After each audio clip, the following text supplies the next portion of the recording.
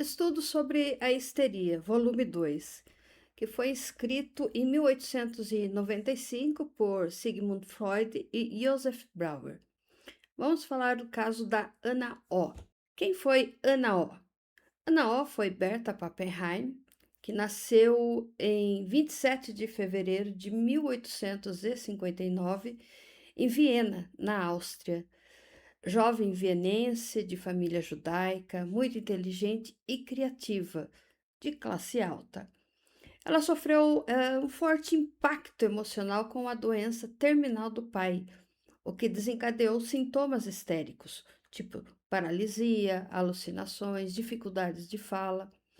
E entre 1880 e 1882, ela foi tratada por Joseph Brauer com a hipnose e o método catártico, o qual ela mesma apelidou o tratamento de cura pela fala, ou talking cure, e limpeza da chaminé, como chimney sweeping. Anaó procurou Brauer porque ela apresentava um quadro de histeria em múltiplos sintomas físicos e psíquicos, que eram coisas inexplicáveis. Na anamnese, o Dr. Joseph Brauer, ele identificou ali que Ana O era portadora de uma hereditariedade neuropática moderadamente grave, visto que algumas psicoses haviam ocorrido entre os seus parentes mais distantes. Os seus pais, eles eram normais nesses aspectos. A própria paciente fora sempre uma pessoa saudável até então e não havia mostrado nenhum sinal de neurose durante o seu período de crescimento e desenvolvimento. Ela era dotada de grande inteligência e aprendia as coisas com impressionante rapidez e tinha uma intuição muito aguçada. Ela possuía um intelecto poderoso que teria sido capaz de assimilar um sólido acervo mental, o qual dele necessitava. Ana tinha grandes dotes poéticos e imaginativos que estavam sob o controle de um agudo e crítico bom senso. E graças a essas qualidades, ela era inteiramente não sugestionável à hipnose, sendo influenciada apenas por argumentos e nunca por meras asserções. A sua força de vontade era vigorosa, tenaz e persistente. Algumas vezes ela chegava ao extremo da obstinação, que só cedia pela bondade e consideração para com as pessoas pobres e enfermas, pois assim satisfazia a ela um poderoso instinto de acolhimento. O seu estado de espírito sempre tenderam ali para um leve exagero, tanto na alegria como na tristeza, e por conseguinte era às vezes sujeita à oscilação de humor. A noção da sexualidade era surpreendentemente não desenvolvida nela. E na juventude, foi marcada por uma educação ali tradicional e religiosa, que foi muito rígida. Berta, ela tinha uma ligação muito intensa e afetiva com o pai. Mais tarde, durante a doença terminal do pai, ela assumiu o papel de cuidadora principal. E o sofrimento de vê-lo definhar e a responsabilidade de cuidar dele foram gatilhos para os seus sintomas, o que gerou enorme pressão emocional. Foi quando ela começou a apresentar os sintomas em 1880, e esse período foi o gatilho para os sintomas histéricos. Durante a doença do pai, Berta, ela começou a apresentar paralisias sem causas orgânicas. Ela teve distúrbios de fala, chegando a perder a capacidade de falar a sua língua materna, que era o alemão, mas ela conseguia se expressar na linguagem inglesa. Ela tinha alucinações e estado também de confusão mental. E esses sintomas eram as manifestações de um conflito psíquico. A dor e o trauma de acompanhar a morte do pai não podiam ser expressos diretamente, então se transformava em sintomas físicos e psíquicos. E após a morte do pai, incluíram ali as paralisias que ocorreram nos braços e nas pernas, também sem causas orgânicas. As alucinações visuais também começaram a ser auditiva, porque ela via figuras assustadoras e ouvia vozes. Ela apresentou tosse nervosa, que era persistente, perturbações emocionais, tais como ansiedade, estado de confusão mental e episódios de dupla personalidade. O quadro era considerado uma histeria grave, sem explicações médicas, então Brouwer foi chamado porque ele era o médico da família e tinha uma experiência clínica. E ele percebeu que esses sintomas surgiam em associação com lembranças traumáticas ligadas ao cuidado do pai doente. E o tratamento revelou que falar sobre experiências traumáticas podia aliviar os sintomas. E esse foi o embrião da psicanálise, porque ao narrar experiências traumáticas sobre o estado de hipnose, ela tinha ali uma melhora temporária. E esse caso foi documentado no livro, no estudo sobre a histeria, de 1895. Então, esse livro tornou-se o marco inicial da psicanálise, que mostrou ali que sintomas físicos podiam sim ter origem psíquicas. O método catártico, ele dependia da hipnose, mas nem todos os pacientes eram hipnotizáveis. No caso de Berta, os efeitos, eles eram temporários. Os sintomas poderiam até retornar. Então Freud percebeu que era necessário um método mais profundo e mais duradouro. E daí que surgiu a associação livre, que permitia acessar conteúdos inconscientes sem estar no estado de hipnose. O método catártico, ele foi ali um passo de transição que mostrou que falar sobre traumas podia sim aliviar os sintomas, mas ainda era uma coisa limitada pela hipnose. Então Freud, ele transformou essa ideia inicial em um método mais robusto, fundando ali a psicanálise. Fazendo uma comparação sobre o método catártico de Brouwer e a associação livre de Freud, nós podemos identificar o seguinte, que no método catártico, ele era baseado na hipnose. O paciente em estado hipnótico, ele revivia lembranças traumáticas. Então havia ali uma descarga emocional intensa, ao qual nós chamamos de catarse, o qual trazia alívio temporário dos sintomas.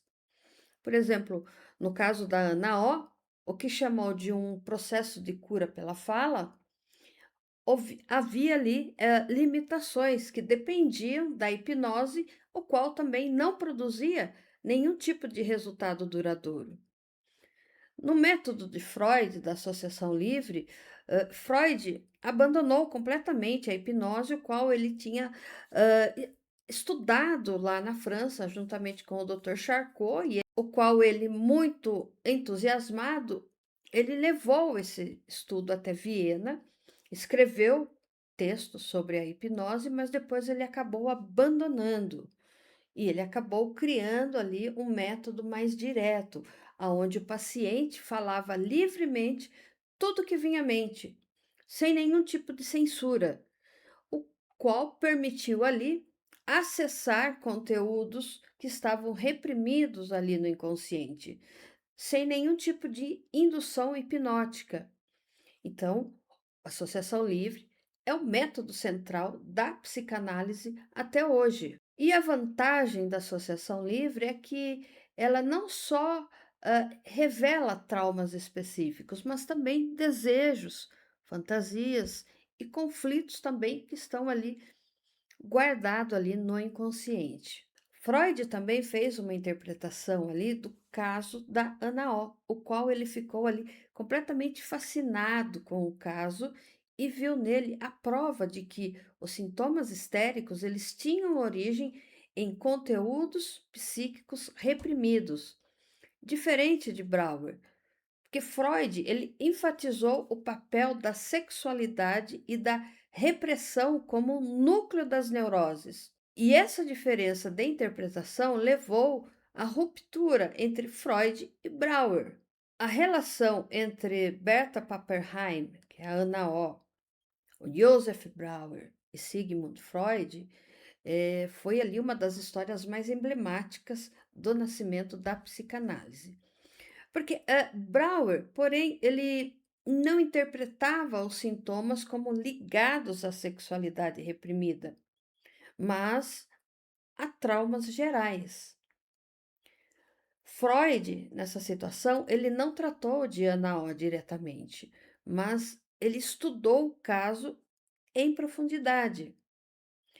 E ele viu, nesse caso, a prova de que os sintomas histéricos tinham sim a origem em conteúdos reprimidos, especialmente de natureza sexual. E essa leitura foi mais ousada que a de Brauer, o qual acabou gerando divergências entre os dois e também a ruptura. Então, para Brauer, o caso foi um exemplo clínico de que falar sobre traumas poderia aliviar os sintomas. E para Freud, foi o marco inicial da psicanálise, porque revelou o papel do inconsciente e também da repressão. E para Berta, embora não tenha sido curada, ela se reinventou como uma assistente social, mostrando que a sua vida foi muito além do que o caso clínico. Fazendo uma comparação entre o método catártico e a associação livre, nós podemos trazer o primeiro elemento, que é a técnica, ou seja, hipnose mais reviver traumas. Na associação livre, é a fala espontânea, sem censura. No objetivo do método catártico, é a catarse emocional. Na associação livre, são acessos ao inconsciente. Dentro do método catártico, há uma limitação, porque nem todos são hipnotizáveis. E na associação livre, ele é mais amplo e mais duradouro. O marco histórico do método catártico é o caso da Ana O. E na associação livre de Freud, é a consolidação da psicanálise. Chegando ali numa conclusão, Ana O ficou tão doente porque o trauma da doença e morte do pai desencadeou um processo de repressão emocional. O vínculo profundo com ele, somado ao choque da perda, do luto, que transformou-se em sintomas histéricos. E esse caso mostrou que o inconsciente pode converter dor psíquica em sintomas físicos, que foi a inauguração da psicanálise. O método catártico, ele foi a porta de entrada para a psicanálise, mas a associação livre foi a revolução que deu autonomia à disciplina. Freud, ele transformou uma técnica médica experimental em uma teoria abrangente da mente. Então, esse caso da Ana O, ela é considerada esse ponto de partida. A vida da Ana O após o tratamento, embora nós devemos lembrar que ela não foi curada plenamente, ela continuou sim a apresentar algumas dificuldades, mas ela conseguiu reconstruir a sua vida. Ela mudou-se para a Alemanha e se dedicou ao trabalho social e à escrita. Ela fundou organizações de apoio a mulheres e crianças em situações de vulnerabilidade. Ela lutou contra a prostituição forçada e pela emancipação feminina. Então, ela foi também presidente da Liga das Mulheres Judaicas na Alemanha, trabalhou como tradutora, dramaturga e também escritora, e escreveu peças e textos sobre a condição feminina e os direitos sociais. E a sua obra, ela tornou-se uma referência ali no movimento europeu. Berta Pappenheim, ela faleceu no dia 28 de maio de 1936, em Neu-Isenburg, na Alemanha, vítima de câncer. Ela foi sepultada no Old Jewish Cemetery, no cemitério do Velho Judeu. E a sua vida mostra uma transição única, de paciente símbolo da histeria para uma líder social. Berta Pappenheim não deve ser lembrada apenas como Ana O, mas como uma figura histórica de resistência e emancipação.